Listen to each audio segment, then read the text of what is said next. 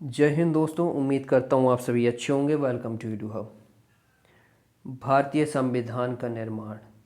देखो, इससे पहले हम 1935 का एक्ट कंप्लीट कर चुके हैं, तो इस लेक्चर से पहले वो ज़रूर देख ले, क्योंकि जो भारतीय संविधान में सबसे ज़्यादा पार्ट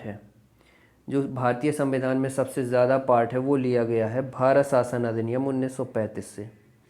जब 1947 में देश आज़ाद हो गया और 1950 में हमारा संविधान बना, लागू हुआ, तो इस बीच में शासन कैसे हो रहा है? तो वो हो रहा है भारत शासन अधिनियम 1935 के अकॉर्डिंग, जो ब्रिटिश से बन के आया था। अब जो भारतीय संविधान है, भारतीय संविधान बनाने के लिए भारतीय सभा बनानी पड़ेगी, या संविधान सभा, जहाँ पे संविधान बनेगा। तो संविधान सभा की मांग कैसे हुई, उसका अंग्रेज़ों पे क्या रिस्पॉन्स रहा, ये चीज़ें हम आज कंप्लीट करेंगे। देखो, एग्ज़ाम में सवाल आते हैं कि किस व्यक्ति ने किस समय में संविधान सभा की मांग करी। जैसे बाल गंगाधर तिलक ने 1895 में संविधान सभा की मांग करी। तो सवाल ऐसे ही बनते, डायरेक्ट पूछे जाते हैं। मोस्ट इम्पोर्टेंट है ये वाला 1934 का। जो 1895 में बाल गंगाधर तिलक ने संविधान सभा की मांग करी। तो जो महात्मा गांधी है, इनकी एक पत्रिका आती है, हरिजन पत्रिका। इसमें उन्होंने कहा कि जो भारतीय संविधान होगा वो भारतीयों की इच्छा के अनुसार होगा। और ये कब की गई? 1922 में। 1924 में स्वराज पार्टी द्वारा संविधान सभा की मांग करी गई। 1934 में एम.एन. रॉय द्वारा औपचारिक रूप से, मोस्ट इम्पोर्टेंट, ऑफिशियल तौर से औपचारिक रूप से संविधान सभा की मांग करी गई। किसके द्वारा? एम.एन. रॉय। कांग्रेस के द्वारा संविधान सभा की मांग की गई 1935 में। कांग्रेस की स्थापना हुई थी 1885 में। कांग्रेस की स्थापना किसके द्वारा की गई थी? ए.ओ. ह्यूम द्वारा कांग्रेस की स्थापना की गई थी। तो 1935 में कांग्रेस ने संविधान सभा की मांग की। 1938 में नेहरू जी ने कहा कि जो संविधान सभा होगी वो संप्रभु होगी और वयस्क मताधिकार के आधार पर होगी। तो सबसे पहले ऑफिशियल रूप से संविधान सभा की मांग किसने की? एम.एन. रॉय ने 1934 में। महात्मा गांधी द्वारा संविधान सभा की मांग की गई 1922 में हरिजन पत्रिका के द्वारा। और सेम 1938 में नेहरू जी ने संप्रभु और वयस्क मताधिकार के आधार पर संविधान सभा की मांग करी। ये सभी थे इंडियंस के। अभी जो मांगे चल रही हैं वो इंडिया, जो भारतीय हैं वो मांग रहे हैं संविधान सभा के लिए। अंग्रेज़ों का कोई रिस्पॉन्स नहीं है। 1940 में अंग्रेज़ रिस्पॉन्स करते हैं और ये जो अगस्त प्रस्ताव भेजते हैं 1940 में, इसमें कहते हैं कि हम आपके संवैधानिक रूप को मान लेते हैं, जो भी संविधान सभा बनाना चाहते हैं हम एग्री हैं। लेकिन ऐसा क्यों हुआ? अंग्रेज़ क्यों एग्री हुए? 1939 में वर्ल्ड वॉर सेकेंड चल रहे थे और ब्रिटिश बहुत ज़ोर से हार रही थी और भारतीय इनका समर्थन नहीं कर रहे थे। जो भारतीय हैं वो इनका समर्थन नहीं कर रहे थे। तो अंग्रेज़ों ने कहा कि भारतीयों को शामिल करने के लिए इसको मानना ज़रूरी है, तो संविधान सभा की मांग को स्वीकार कर लो, कॉन्स्टिट्यूशन असेंबली। लेकिन ये अस्वीकार हो गया। ये प्रस्ताव भारतीयों ने नहीं माना, कांग्रेस ने और मुस्लिम लीग ने नहीं माना, क्योंकि इसमें बहुत सारे बिंदु ऐसे थे जिन पे भारतीय एग्री नहीं कर रहे थे, तो ये अस्वीकार कर दिया गया। फिर 1942, देखो, ब्रिटिश और ज़ोर से बहुत ही हारने लगा, तो अमेरिका और रूस हैं, इन्होंने ब्रिटेन से कहा कि आप कुछ करो, या तो भारत को आज़ाद कर दो या फिर उन्हें युद्ध में शामिल करो, नहीं तो आप हार जाओगे। क्योंकि जो भारत उस टाइम पे जापान है, यहाँ पे इंडोनेशिया वगैरह है, जापान यहाँ पे, तो इंडोनेशिया में जापान का कब्ज़ा हो गया था। यहीं पे सुभाष चंद्र बोस भी थे। तो जापान ने यहाँ पे कब्ज़ा कर लिया था, अंग्रेज़ों को भगा दिया था, और अब बारी थी भारत की। तो भारत में ब्रिटिश डर रहे थे कि जापानी यहाँ पे भी आ जाएंगे और कब्ज़ा कर लेंगे। तो अमेरिका और रूस ने कहा कि या तो आप आज़ाद कर लो या भारत को शामिल करो युद्ध में। तो फिर अगस्त प्रस्ताव के फेल होने के बाद 1942 में क्रिस्प मिशन आया। क्रिस्प मिशन क्यों? क्योंकि स्टैफोर्ड क्रिस्प द्वारा लाया गया था। ये प्रस्ताव भी अस्वीकार कर लिया गया, ये भी फेल हो गया। इसके बाद कैबिनेट मिशन आया, सबसे इम्पोर्टेंट, क्योंकि इसके द्वारा संविधान सभा का गठन किया गया। 1946 में कैबिनेट मिशन आया और इसी के द्वारा संविधान सभा का गठन किया गया। इस समय पे ब्रिटिश में क्राउन कौन है? वो है जॉर्ज 6। और जो कैबिनेट मिशन आया इसके अध्यक्ष थे पैट्रिक लॉरेंस और एबी अलेक्जेंडर और स्टैफोर्ड क्रिस्प, ये 2 सदस्य थे। मतलब टोटल 3 लोग थे कैबिनेट मिशन में। और ये जो क्रिस्प है, स्टैफोर्ड क्रिस्प, ये वही है जो क्रिस्प मिशन में आए थे 1942 में। यूपीएससी ईपीएफओ में एक सवाल आया था कि कैबिनेट मिशन में निम्न में से कौन सदस्य नहीं थे? तो पैट्रिक लॉरेंस थे, एबी अलेक्जेंडर थे, स्टैफोर्ड क्रिस्प थे। एक चौथा ऑप्शन भी था, वो रॉन्ग था, मतलब एग्ज़ाम के अकॉर्डिंग वो सही था कि वो नहीं थे। तो इसमें कैसे बिंदु पॉइंट इंपॉर्टेंट देखो, 1940 में अगस्त प्रस्ताव आया, फेल हुआ। 1942 में क्रिस्प मिशन आया, वो फेल हुआ। 1946 में कैबिनेट मिशन आया जिसके द्वारा संविधान सभा का गठन हुआ। उस समय पे ब्रिटिश में क्राउन जॉर्ज 6 और जो कैबिनेट मिशन है इसमें 3 सदस्य थे, Patrick Lawrence, AB Alexander, Stafford Cripps. अब कैबिनेट मिशन द्वारा संविधान सभा का गठन हो गया, लेकिन अब इसका आधार क्या होगा, इसमें कैसे लोग सदस्य होंगे, कितनी सीटें होंगी? तो देखो, संविधान सभा में जो कुल सदस्य होंगे, कुल सीटें 389। 389 में से 2 लोग थे देखो भारत में, एक तो थी देसी रियासतें और दूसरे थे ब्रिटिश भारत। ब्रिटिश भारत मतलब जिन पे ब्रिटिश डायरेक्ट शासन कर रहा है, डायरेक्ट रूल कर रहा है ब्रिटिश, वो है ब्रिटिश भारत।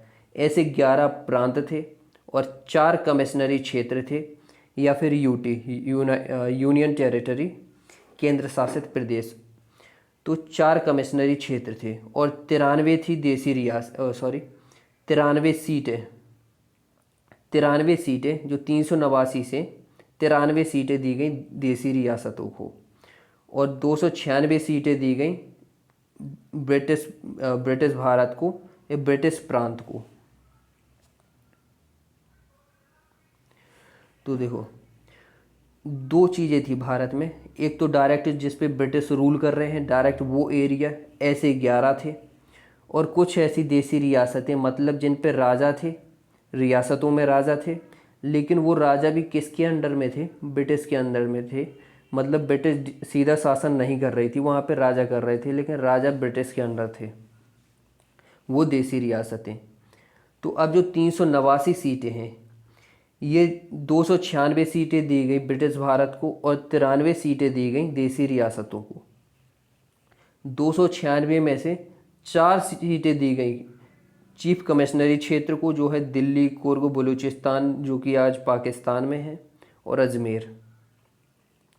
और 292 सीटें दी गई 11 प्रांतों को। तो ठीक देखो, जो 389 सीटें हैं, 93 सीटें देसी रियासतों को दी गई, 296 सीटें दी गई ब्रिटिश भारत को। और ब्रिटिश भारत में भी जो चीफ कमिश्नरी क्षेत्र हैं उनमें 4 सीटें दी गई और जो 11 प्रांत हैं उनमें 292 सीटें दी गई। अब जो संविधान सभा में ये कुल सदस्य हैं 289, इनका आधार क्या होगा, या इन पे जो सीटें हैं, इन पे जो लोग बैठेंगे वो कैसे होंगे? तो इनका बंटवारा हुआ सामान्य, मुस्लिम, सिख। सामान्य में बौद्ध, जैन ये सब आ जाते हैं। तो 3 आधार थे, सामान्य, मुस्लिम, सिख। अब जो इन सीटों पे जो सीटें हैं 389, इन पे चुनाव कैसा होगा, इन पे जो निर्वाचन है वो कैसे होंगे? तो देखो, 10 लाख जनसंख्या पर 1 सीट दी गई, मतलब 10 लाख जनसंख्या पर 1 सीट। 1 सीट जो है वो 10 लाख व्यक्तियों को रिप्रेजेंट करेगी। चुनाव कैसे होंगे? अप्रत्यक्ष होंगे। अप्रत्यक्ष मतलब जैसे आज समझो कि प्रेसिडेंट के लिए चुनाव होता है, तो हम डायरेक्ट प्रेसिडेंट को तो नहीं चुनते ना, हम जिन्हें चुनते हैं वो जाके आगे चल के प्रेसिडेंट को चुनते हैं, राष्ट्रपति को चुनते हैं। तो ऐसा चुनाव इसमें जो ब्रिटिश भारत है चुनाव इसमें होगा चुनाव इसमें होगा। देसी रियासतों में कहा गया कि ये मनोनीत होंगे। जो भी संविधान सभा में देसी रियासतों से लोग आएंगे वो होंगे मनोनीत, नॉमिनेटेड। और जो ब्रिटिश भारत से लोग आएंगे वो होंगे निर्वाचित।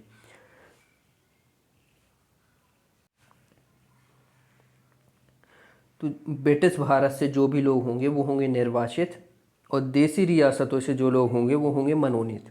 इसीलिए कहा गया कि आंशिक निर्वाचन है, आंशिक निर्वाचित है, क्योंकि यहाँ पे मनोनीत है और यहाँ पे निर्वाचित है, तो आंशिक निर्वाचित है। सीमित मताधिकार मतलब देखो 1919 में पहली बार महिलाओं को वोट देने का अधिकार मिला, फीमेल्स को पहली बार वोट देने का अधिकार मिला। इसके अलावा जो अच्छा टैक्स पे करता है, जो शिक्षित व्यक्ति है और जिसके पास संपत्ति अच्छी है, सिर्फ वही जो व्यक्ति हैं वही वोट कर सकते हैं। 1919 के प्रावधान में ऐसा था। तो यहाँ पे क्या है, सीमित मताधिकार है, सीमित लोग ही वोट दे सकते हैं। उस टाइम पे भारत की हालत बहुत ख़राब थी, मतलब वहाँ शिक्षित लोग नहीं थे, लोगों के पास संपत्ति नहीं थी, और महिलाओं को तो पहली बार ही वोट देने का अधिकार मिल रहा था, और टैक्स लोग पे नहीं कर पाते थे। तो कम से कम मतलब 10% लोग ही वोट डाल पाए थे इस संविधान सभा में।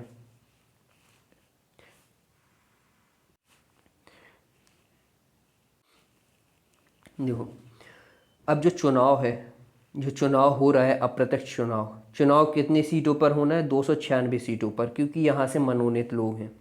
ये चुनाव अप्रत्यक्ष है। अप्रत्यक्ष कैसे हुआ कि जो ये सीटों पे चुनाव हो रहा है, तो 1937 में चुनाव हो चुका है प्रांतों में, प्रांतों में चुनाव हो चुका है। वहाँ पे जो विधान सभा के सदस्य हैं ये चलकर संविधान सभा के सदस्यों को चुनते हैं। जो जनता है, जनता ने चुना है विधानसभा के सदस्यों को, और ये सदस्य आगे चल के संविधान सभा के सदस्य चुनते हैं। ठीक, देखो सबसे पहले कैबिनेट मिशन द्वारा संविधान सभा का गठन हुआ। कैबिनेट मिशन आया 1946 में। संविधान सभा में कुल सदस्य 389, जिसमें से 296 सीटें हैं ब्रिटिश भारत को, 93 सीटें हैं देसी रियासतों को। देसी रियासतों से मनोनीत होने थे लोग, जो भी प्रतिनिधि होगा वो मनोनीत होगा। और जो 11 चीफ कमिश्नरी क्षेत्र 11 प्रांत हैं ब्रिटिश भारत में, और 4 कमिश्नरी क्षेत्र हैं, वहाँ से होने थे चुनाव, वहाँ से निर्वाचित होने थे। इसीलिए कहा गया कि आंशिक निर्वाचित है। सीमित मताधिकार मतलब कुछ ही लोग वोट कर रहे थे, जो अच्छा टैक्स पे कर रहा हो, जो शिक्षित है, जिसके पास संपत्ति अच्छी है, और पहली बार महिलाओं को वोट देने का अधिकार 1919 के एक्ट में मिला। तो सीमित मताधिकार है। और 10 लाख व्यक्तियों के लिए एक सीट है। अप्रत्यक्ष चुनाव है क्योंकि सीधा जनता नहीं चुन रही है, और चुनाव है 396 सीटों पर। एकल संक्रमणीय मत द्वारा समानुपातिक प्रतिनिधित्व प्रणाली। देखो जो आज राष्ट्रपति के लिए चुनाव होता है वो इसी के आधार पे होता है। तो ये आगे हम लेक्चर में कवर करेंगे जब प्रेसिडेंट का चुनाव करेंगे। इसके बाद वयस्क मताधिकार, और सिर्फ इतने ही पॉइंट है। और इनका आधार क्या रखा गया है, सामान्य, मुस्लिम और सिख।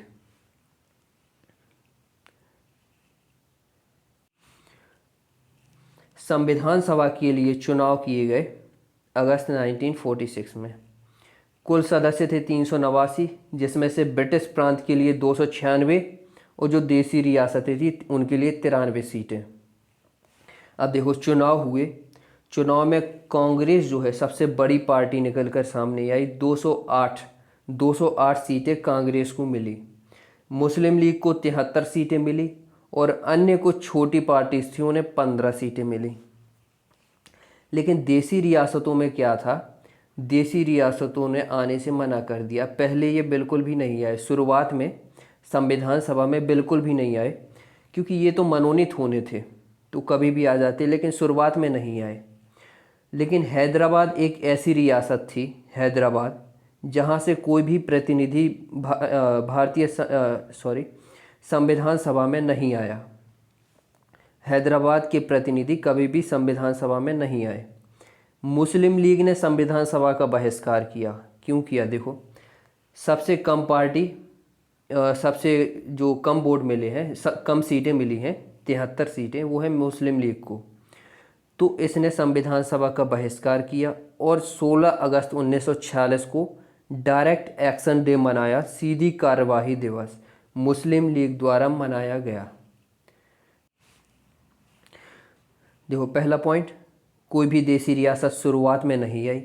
हैदराबाद जो रियासत है उसके प्रतिनिधि कभी संविधान सभा में नहीं आए। मुस्लिम लीग ने संविधान सभा का बहिष्कार किया, इसको 73 सीटें मिली थी, इसीलिए उसने 16 अगस्त 1946 को सीधी कार्यवाही दिवस मनाया, डायरेक्ट एक्शन डे मनाया। मोस्ट इम्पोर्टेंट यहाँ से है कि जो संविधान सभा में महिलाएं थीं, तो कुल 15 महिलाएं चयनित होकर आई थी, चुनाव करके आई थीं। तो सवाल बनता है कि संविधान सभा में कुल कितनी महिलाएं थीं? तो 15 महिलाएं थीं। और परिणाम ये हुआ इस सब का कि संविधान सभा का गठन हो गया फाइनली, और अब संविधान निर्माण की प्रोसेस शुरू होगी।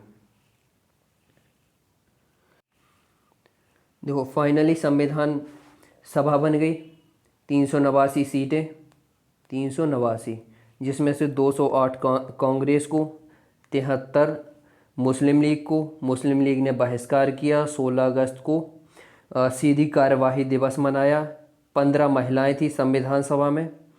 और अब फाइनली मीटिंग, अब मीटिंग होगी संविधान के लिए, मीटिंग या बैठक। तो पहली मीटिंग है जो संविधान सभा की प्रथम मीटिंग हुई, वो हुई 9 दिसंबर 1946 को। अब जो पहली मीटिंग हुई, अभी कोई भी अध्यक्ष नहीं है, कोई भी उपाध्यक्ष नहीं है, कुछ भी नहीं है। तो पहली मीटिंग में सबसे पहले तो अध्यक्ष बनाए जाएंगे। पहली मीटिंग कब हुई? 9 दिसंबर 1946 को सबसे पहले अध्यक्ष बनाए जाएंगे। तो पहली मीटिंग में सबसे पहले अस्थायी अध्यक्ष बनाए जाते हैं। जो अस्थायी अध्यक्ष हैं वो बनते हैं सच्चिदानंद सिन्हा। ये कैसे बनाए गए? देखो, इसके लिए भी सवाल आता है एग्ज़ाम में कि जो फ्रांस की एक प्रथा है, फ्रांस की प्रथा है कि जो सबसे बुज़ुर्ग व्यक्ति होता है, बुज़ुर्ग व्यक्ति, उसे सबसे जो हेड जो पद होता है, जो अध्यक्ष पद होता है, वो देते हैं जो सबसे बुज़ुर्ग व्यक्ति होता है। तो उस समय पे सबसे बुज़ुर्ग व्यक्ति थे सच्चिदानंद सिन्हा, इसीलिए इन्हें अस्थायी अध्यक्ष बनाया जाता है। किस प्रथा से प्रभावित होकर? फ्रांस की प्रथा से। सदस्य कितने थे जो पहली मीटिंग में आए, पहली बैठक में आए? वो थे 211 सदस्यों ने भाग लिया। और देसी रियासतें नहीं आई थीं।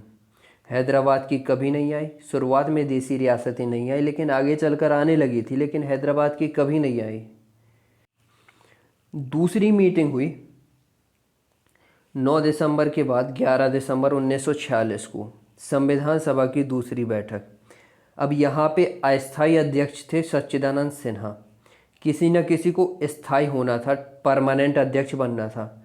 तो स्थायी अध्यक्ष बने राजेंद्र प्रसाद, जो आगे चल के भारत के पहले राष्ट्रपति भी बनते हैं, पहले राष्ट्रपति। उपाध्यक्ष बनाया गया H.C. मुखर्जी को। संवैधानिक प्रवक्ता या स्पीकर, संवैधानिक स्पीकर बनाया गया सर्वपल्ली राधाकृष्णन को। और संवैधानिक सलाहकार बनाया गया B.N. राव को। जो संवैधानिक सलाहकार हैं वो है B.N. राव। थर्ड मीटिंग हुई 13 दिसंबर 1946 को, तीसरी मीटिंग। ये मीटिंग सबसे ज़्यादा इम्पोर्टेंट है, क्योंकि जो संविधान में प्रस्तावना है वो तीसरी मीटिंग में पेश करी गई थी। संविधान सभा में प्रस्तावना पेश की गई थी तीसरी मीटिंग को। किसके द्वारा पेश की गई थी? नेहरू के द्वारा, जवाहरलाल नेहरू। देखो, तो नेहरू द्वारा संविधान सभा में प्रस्तावना, उद्देश्य का प्रस्ताव, जो आगे चलकर प्रस्तावना बनती है संविधान सभा की, संविधान की प्रस्तावना बनती है। तो प्रस्तावना पेश करी नेहरू जी ने, पेश करी 13 दिसंबर 1946 को, और इसे लागू कर दिया गया 22 जनवरी 1947 को। तो दोनों आते हैं पॉइंट कि जो प्रस्तावना है वो पेश कब की गई और लागू कब हुई। तो 13 दिसंबर को पेश की गई और 22 जनवरी को लागू की गई। देखो इसके पॉइंट देखो, एग्ज़ाम के क्वेश्चन। संविधान सभा की पहली मीटिंग कब हुई? तो 9 दिसंबर 1946 को। संविधान सभा के प्रथम अस्थायी अध्यक्ष कौन थे? संविधान सभा के अस्थायी अध्यक्ष कौन थे? वो थे सच्चिदानंद सिन्हा। किस प्रथा से बनाए गए? फ्रांस की प्रथा से प्रभावित होकर। शुरुआत में देसी रियासतें नहीं आई। ऐसी कौन सी रियासत है जो कभी भी संविधान सभा में नहीं आई? हैदराबाद। संविधान सभा की दूसरी बैठक 11 दिसंबर को। एक एक दिन का गैप है देखो। संविधान सभा के स्थायी अध्यक्ष कौन थे? राजेंद्र प्रसाद। उपाध्यक्ष एच सी मुखर्जी। संवैधानिक प्रवक्ता सर्वपल्ली राधाकृष्णन। संवैधानिक सलाहकार वी एन राव। उद्देश्य का प्रस्ताव किसके द्वारा पेश किए गए? तो वो नेहरू जी द्वारा। कब पेश किया गया? 13 दिसंबर को। कब लागू हुआ? 22 जनवरी को।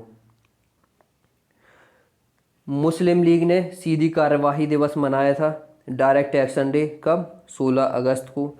संविधान सभा की सीटें 389, जिसमें से ब्रिटिश भारत के लिए 296 और 93 है देसी रियासतों के लिए। 208 सीटें कांग्रेस ने जीती थी, 73 सीटें मुस्लिम लीग ने जीती थी।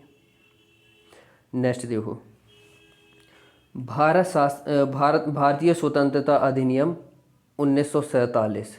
अब देश आज़ाद हो जाएगा। ये एक्ट आया, देश आज़ाद हुआ।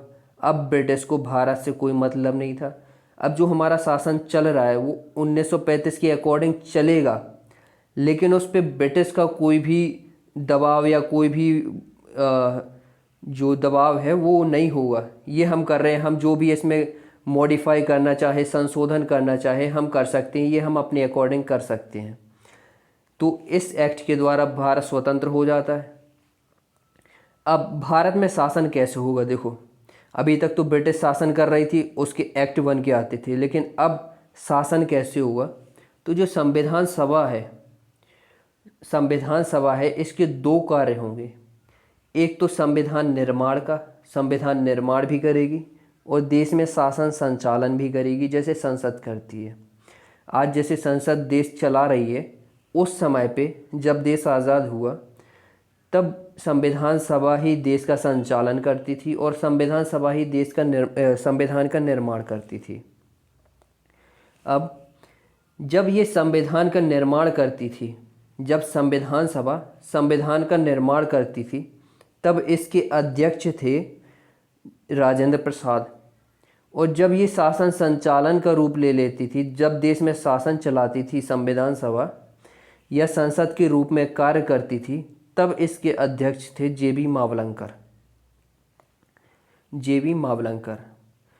एक चीज़ देखो कि जब 1947 का एक्ट आया तो भारत तो आज़ाद हुआ, लेकिन साथ ही दो देश बने, मतलब एक देश बना पाकिस्तान, इसको पश्चिमी पाकिस्तान बोलते हैं, और इसको पूर्वी पाकिस्तान जो आज बांग्लादेश है। दो देश बने।